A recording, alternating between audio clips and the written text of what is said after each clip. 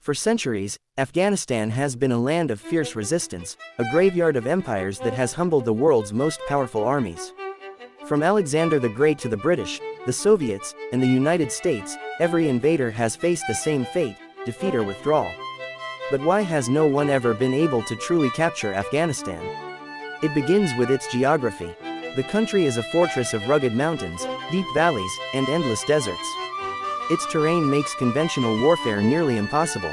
Armies can conquer cities, but they cannot control the vast, unforgiving landscapes where resistance fighters disappear like shadows. These mountains have sheltered warriors for centuries, allowing them to strike suddenly and vanish before retaliation. But geography alone is not enough to explain Afghanistan's defiance. Its people have an indomitable spirit, shaped by a history of invasions and resistance. Afghans do not see themselves as just citizens of a nation but as members of fiercely independent tribes, each with its own traditions and loyalties. When an outsider threatens their homeland, they unite against the common enemy. The invader may take their land, but they will never take their freedom. History has shown this again and again. In the 19th century, the British Empire tried to bring Afghanistan under its control but suffered one of its worst military disasters. A single survivor made it back from a retreat that saw thousands of soldiers and civilians slaughtered by Afghan warriors. Then came the Soviets in 1979, thinking their mighty army could crush the Afghan resistance. But they faced a brutal guerrilla war, where Afghan fighters, armed with nothing but outdated rifles and their knowledge of the land, slowly bled the Soviet forces dry. After nearly a decade, the Soviets left, humiliated and broken.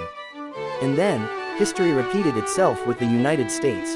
After 20 years of war, trillions of dollars spent, and thousands of lives lost, the world's most powerful military withdrew, unable to hold the country against a relentless and patient resistance.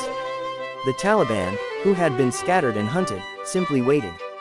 The moment the Americans left, they returned as if they had never been gone. The lesson remains the same: you can invade Afghanistan, you can fight battles, but you cannot conquer its people.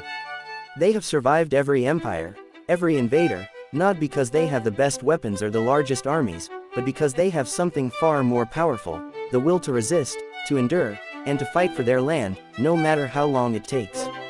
Afghanistan is not just a country. It is a warrior's land, a land of unconquered souls, where history repeats itself, and the world's greatest powers learn the same hard lesson: some places can never be tamed.